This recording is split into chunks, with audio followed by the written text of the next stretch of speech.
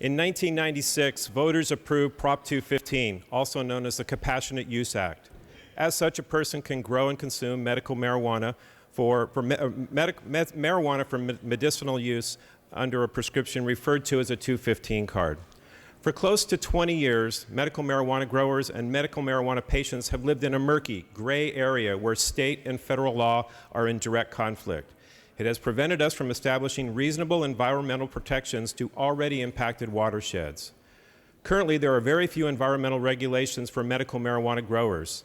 Add to that a large and flourishing destructive grows by people motivated only by profit, and we are seeing unimaginable environmental damages to the North Coast region of the state.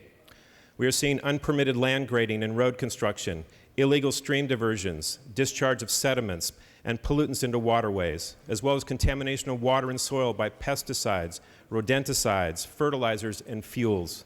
Mammals and birds are dying horrible deaths from poisons used to protect crops and left behind long after the growers leave an area.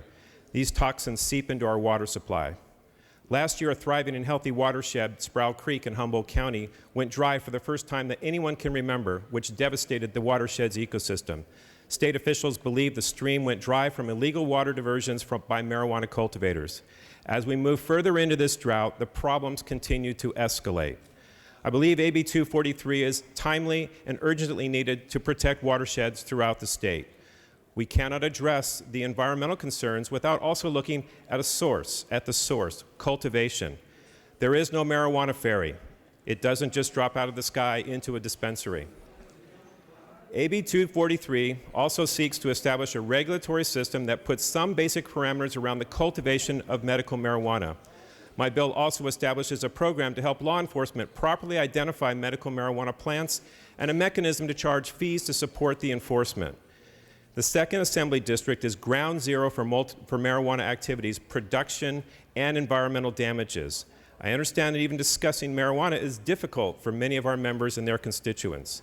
I simply seek to address the environmental issues affecting my district, where an estimated 65% of the marijuana in the United States is grown in an estimated 52,000 separate grow sites. I believe that cultivation oversight is one of those ways to protect our water.